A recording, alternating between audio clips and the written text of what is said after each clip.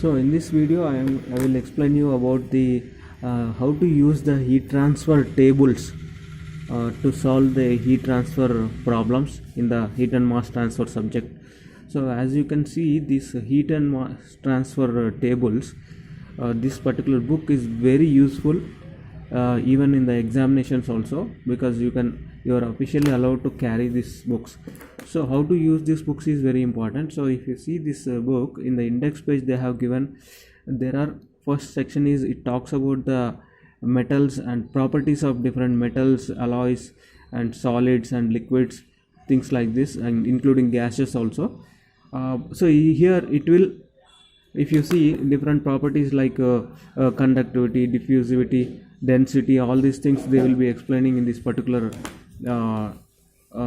properties. So next that's not much important, but you will come back to that later. So if you see the next section, that is heat transfer, again you know that it will be happening in three different modes. One is conduction, radiation and convection. So in the conduction, so if you take conduction, what is conduction is basically if you have any direct contact of two metals or two objects, so naturally the heat will transfer from hotter body to the colder body. So if there is a temperature gradient, then the heat transfer occurs. So that's how the conduction happens. So let us see the conduction heat transfer table, how it is useful. So if you, let's go to the page number 44. So I'll show how the conduction tables are organized.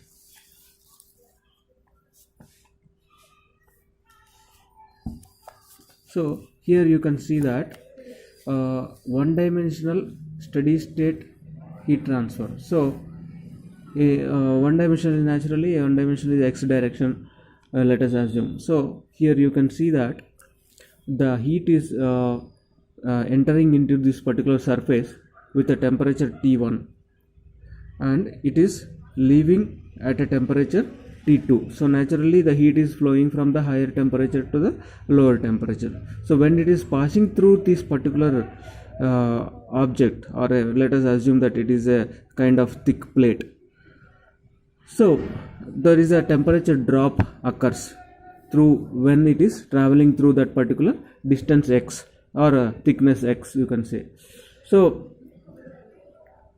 what is the formula for that? Suppose if you get this kind of problem in the examination, how to solve? So naturally you will understand if the by studying the problem, whether it is simple like heat transfer through a plate, then you can go through this, immediately go to this particular page in the heat transfer table, and you can see that there are formulas also given here. So how to calculate heat transfer is here, immediately at the top itself the formula is given. Heat flow is equal to Q is equal to delta T divided by R. What is delta T? That is a temperature difference between the two sides, and R is the thermal resistance. So there is also formula for that. R, thermal resistance, is equal to L by Ka. So again L by Ka, what is L is the length of the, or length or thickness of the table, the thickness of that particular plate. K is the thermal conductivity of that particular material.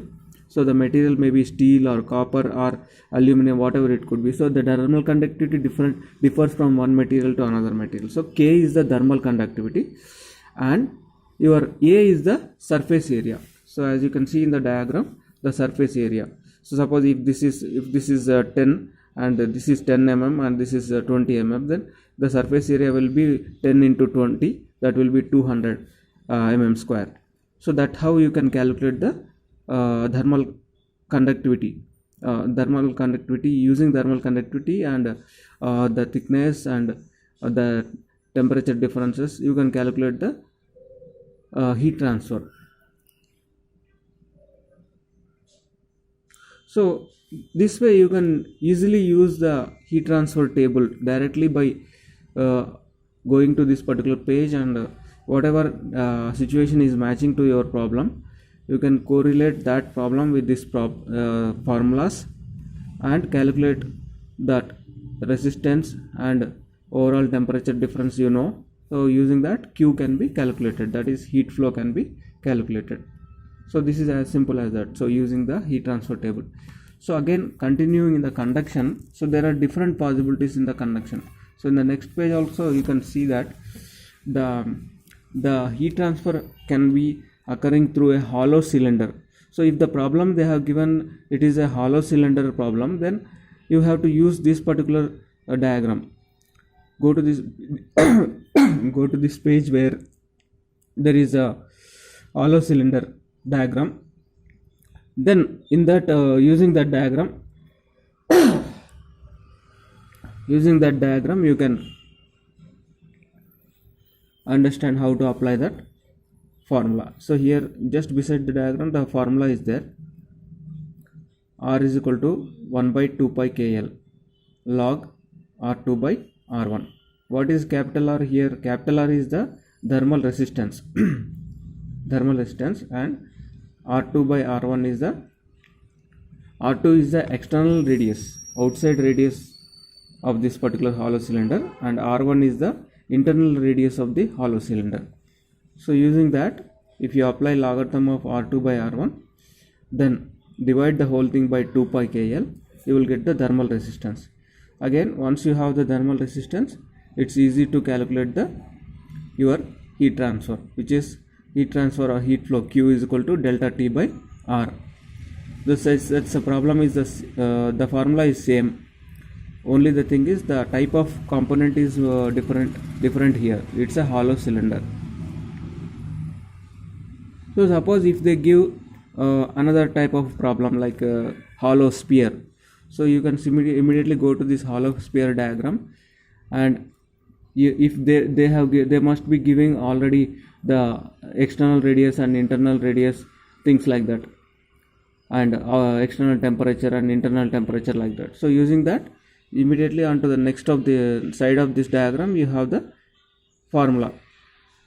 R is equal to 1 by 4 pi K within the brackets 1 by R1 minus 1 by small r2. So this is the way you can calculate thermal resistance, and using the same formula Q is equal to delta T by R, you can calculate the heat flow. Also there is a relation how the temperature distribution is happening. So that is also given here. So what is that? It is given as Ti minus Tr divided by Ti minus To is equal to 1 by R1 minus 1 by R divided by 1 by R1 minus 1 by R2. So what is here? Ti is a internal temperature. Ti is the internal temperature. Because this is a hollow sphere, so internal temperature is a Ti, and external temperature is a To. That is outside temperature, you can say. To means outside temperature. What is Tr? Tr is temperature at any given distance r. So temperature at any given distance r, given radius r rather. So at any given radius r, what is the temperature means? That is a Tr.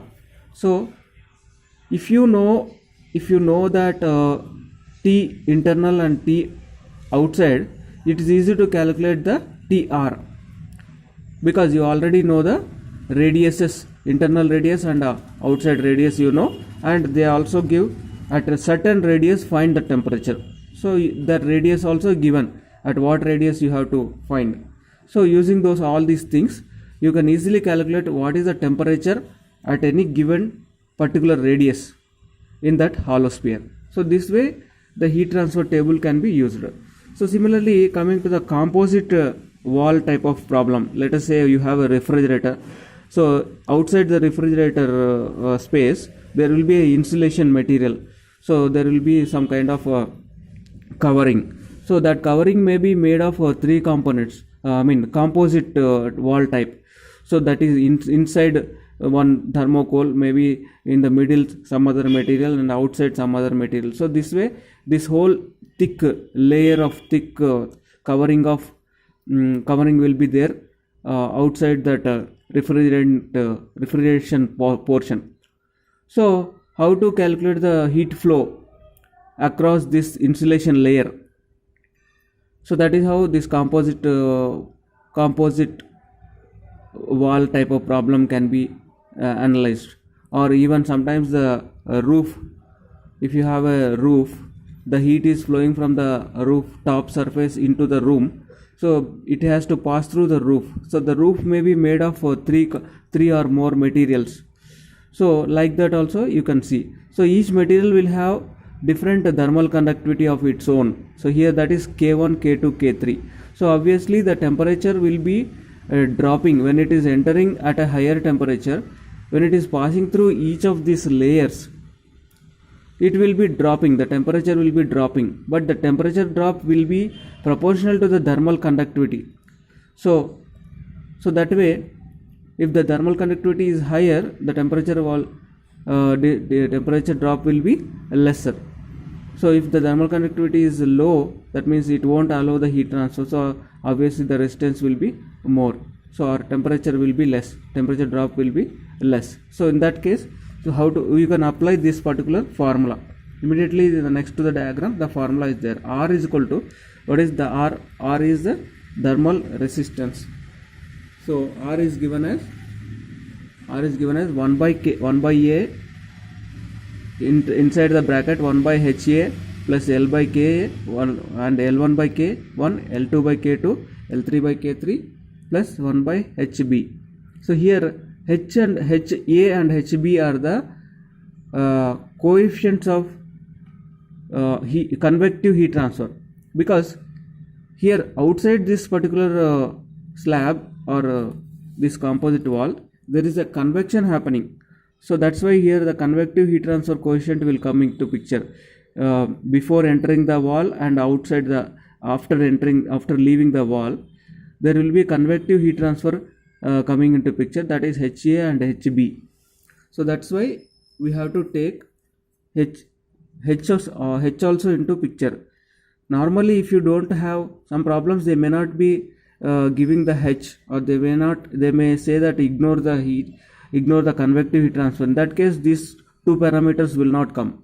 You simply deal with the thermal conductivity alone. But here in this case, convective heat transfer also is occurring, so we have to take those also into picture when you are calculating the thermal resistance.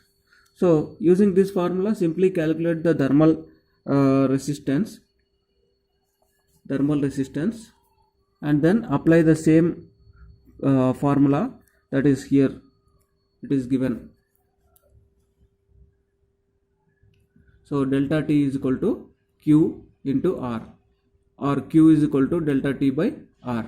So that way you can calculate the heat flow or temperature drop, whatever it is. So that is how you can use the conduction heat transfer tables in order to solve the heat transfer problems in conduction. So in the next video I will show you how to use the heat transfer table for radiation and convection. Thank you.